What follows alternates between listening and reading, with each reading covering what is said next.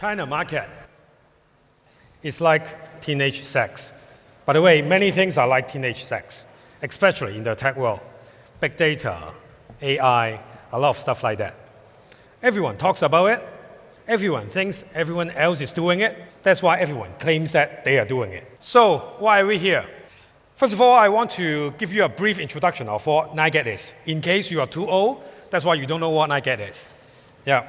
NiGet is a platform for people to share funny pictures and videos.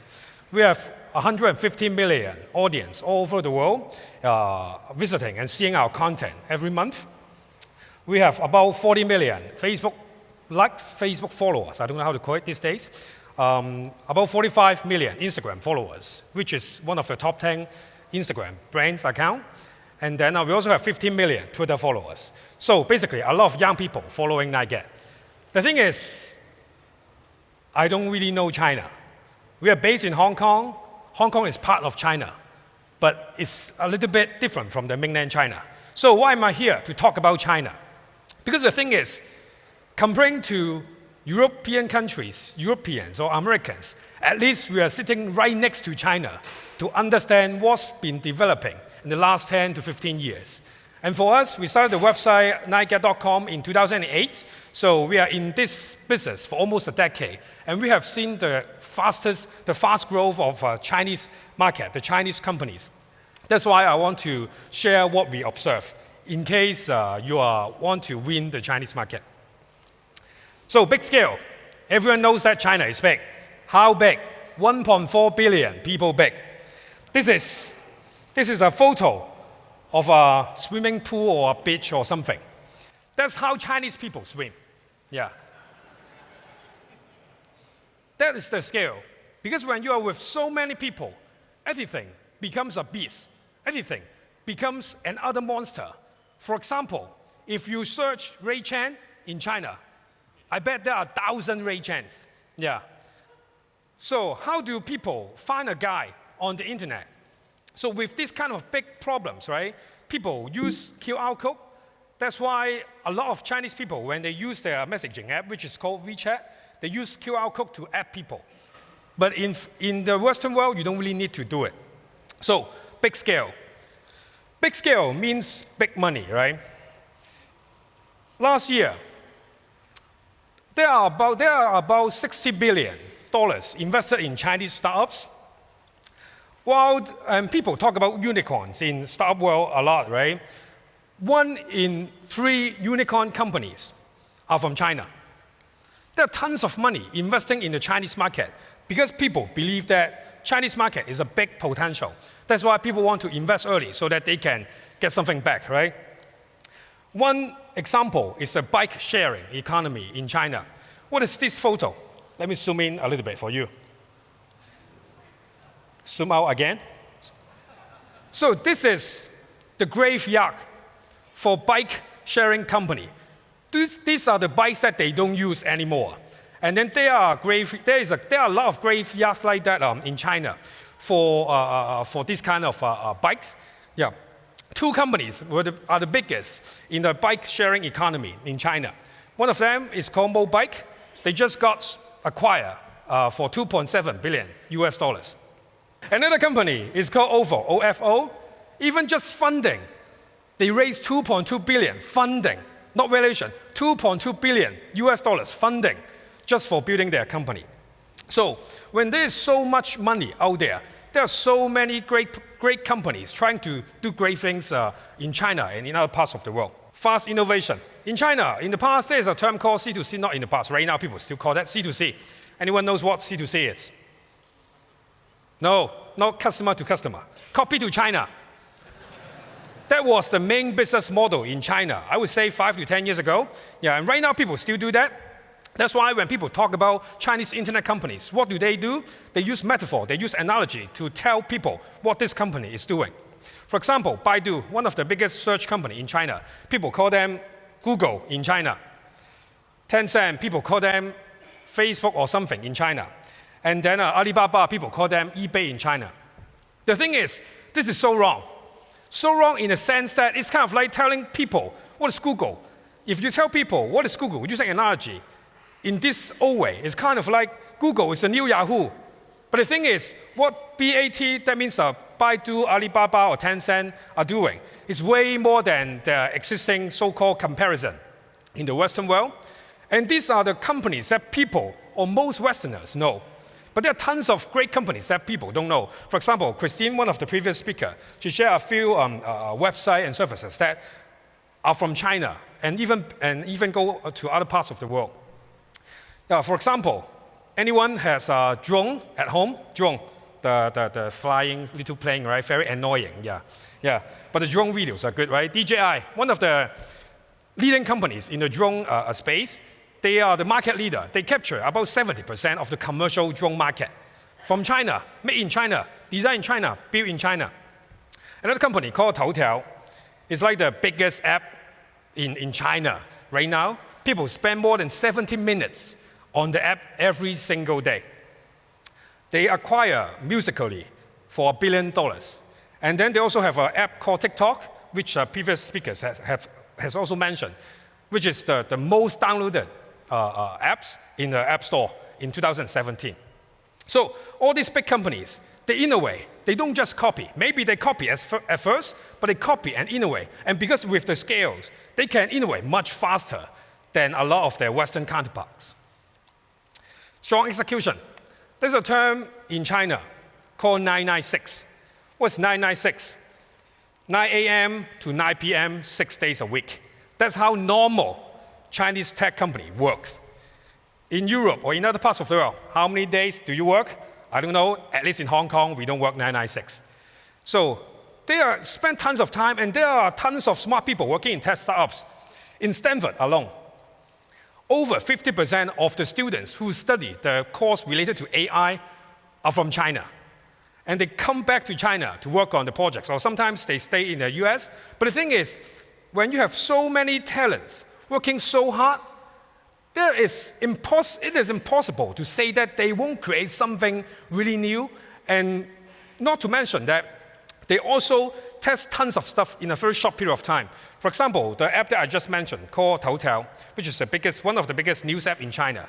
They test 12 apps in a year, and then they pick the only vertical that works well, and then they continue to make it to become the Toutiao today. When you have this kind of execution, basically, you can win any market. Tough competition. For example, when people talk about US companies or any other companies, right? You would say that, hey, I'm the market leader in my own country. But the thing is, people who work on the same idea in China, if you tell people that, hey, I'm working on an Airbnb in China, right? I would guess there are at least 50 companies working on the same idea that you're working on. So when you have this kind of tough competition, you make the company really, really ruthless.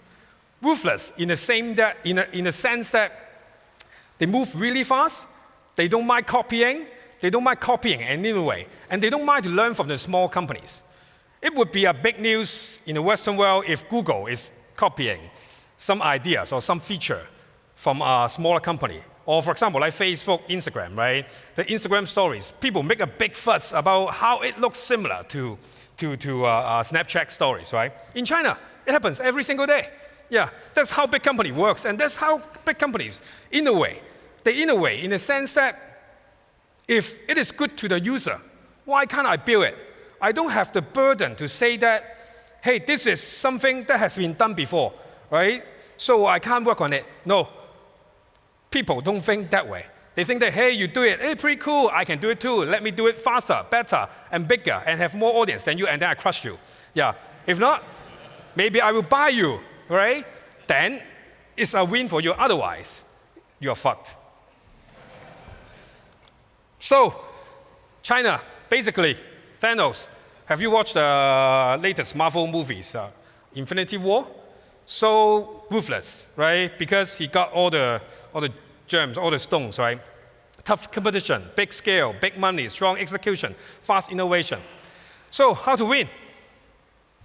How to win in China? How to win China? How to win over China? Whatever the terms that you want to say.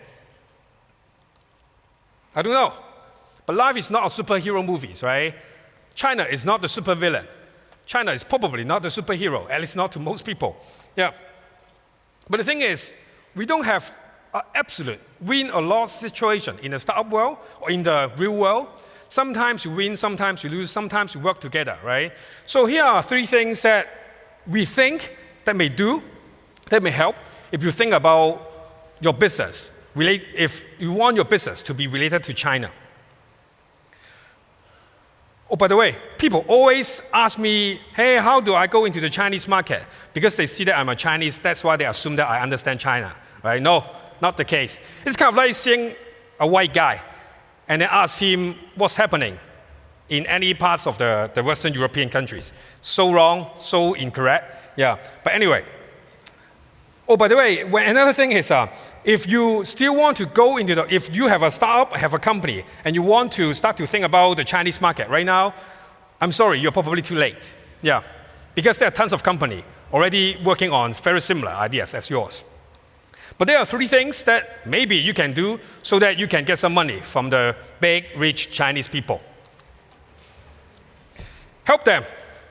Why do you help them? They're so powerful already. Why do you help them? Yeah, to be very honest, you help them to help yourself. Yeah, it's not really just helping them. There are tons of great companies in China, right? They execute really, really well. But the thing is, most Chinese people, not most, I mean literally, it's correct. Most Chinese, they don't speak English. Yeah, that's why they don't know really what's really happening in other parts of the world. And the way that people build products in China is so different. Because Chinese app usage is pretty similar. For example, WeChat, they have 150 people, mainly engineers, working on one single feature, right? How they do it is, hey, I look at how the user use it, and then I do it, and then I make it. They don't really have a lot of A/B testing going on because they understand the user so well. Hey, if I give you a discount, if I give you a deal, this app or this product can sell. As simple as that. But the thing is, in different parts of the world, for example, in Indonesia, in Japan, in UK, in US, the user behaviors are so different. That's why if you really understand the local market, if you have reach and distribution in local market, you can help Chinese company to capture those markets. And by helping them, you help yourself, you help your company. Nike is one of the examples. Recently, we got some money from Chinese companies, not because we get investment from them, but because all those companies, they really want to go overseas. Because they are already the #1 in China. That's why they want to capture other parts of the world. That's why we work with OnePlus, we work with a lot of Chinese brands. They try to capture, they try to reach the younger audience in other parts of the world. And therefore, Nike, we have 150 million young followers. That's why they want to work with us. And by helping them, it helps us. Study them. In the past, if you are a student and you want to have a student exchange in China, right? People tell you, hey, China is the new future. That's why we have to learn about China. No, you shouldn't just learn about China. You should learn from China. Because of the scale, of the big scale that I just mentioned before, a lot of the ways that Chinese do things are indeed very smart, are indeed much more innovative than the Western counterparts. One example is the QR code that I mentioned, right? And another company who are really studying them. A very good example is Facebook. Facebook right now is pushing the Facebook Messenger a lot, right? It tries to have payment. It tries to have other services integrated in it. How come Mark think about that idea? No, he didn't think about it. WeChat had that 4 years ago. Right now, WeChat, people use it to do anything in China. Basically, you can, from the point you wake up to the point that you sleep, or maybe even you die, yeah, you can use WeChat to handle all the services. Yeah, you can use WeChat to order a coffin for your home. Yeah, literally, you can do that. There are a lot of so-called mini programs that help you to do a lot of things in your daily life. So, try to understand more about what Chinese company is doing, what China is doing, so that you also can apply similar model to your company or to your market, so that you can also grow bigger and grow faster. Cliche is, if you can't beat them, join them, right? Join them by the means of, hey, you can join a Chinese company, right, because they're expanding overseas, or you can build a company and then get acquired, or get investment from them. Yeah. Uber is a good example. One of the most funded company in the Western world, Uber, lose the war in China. They got acquired. Not acquired, but they sold their Chinese business to Didi, which is one of the biggest ride-sharing app in China. And also, a lot of big, great names are also getting funding or getting investment or working partnership with a Chinese company. Snapchat, other than Evan or other than the existing the founders, right? Tencent is one of their biggest shareholder. Yeah. Supercell, if you are young enough or if you have more time enough to play Clash of Clans and a lot of all those games, which is a great company, right? They're owned by Tencent as well. Yeah. Alibaba invests in a lot of apps that you're using, but you probably don't know that they have a reach on that. And even some more traditional brands, for example, the car brand, Volvo, owned by a Chinese company as well. Yeah. So if you can't really beat them or compete with them, maybe you join them so that you can also tap into the big local market. To sum up, help them, study them, join them. One last thing. One more thing. Not last thing. One more thing. Yeah. Learn Chinese. Yeah.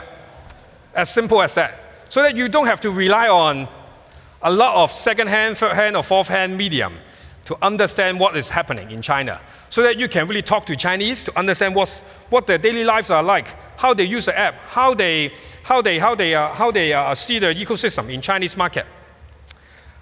But the thing is, Chinese is hard. How can you learn Chinese, right?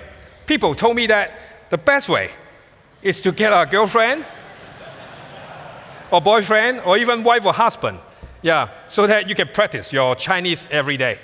Thank you. I'm Ray Chan. Thank you. By the way, this is goodbye. This is goodbye in Chinese. Thank you.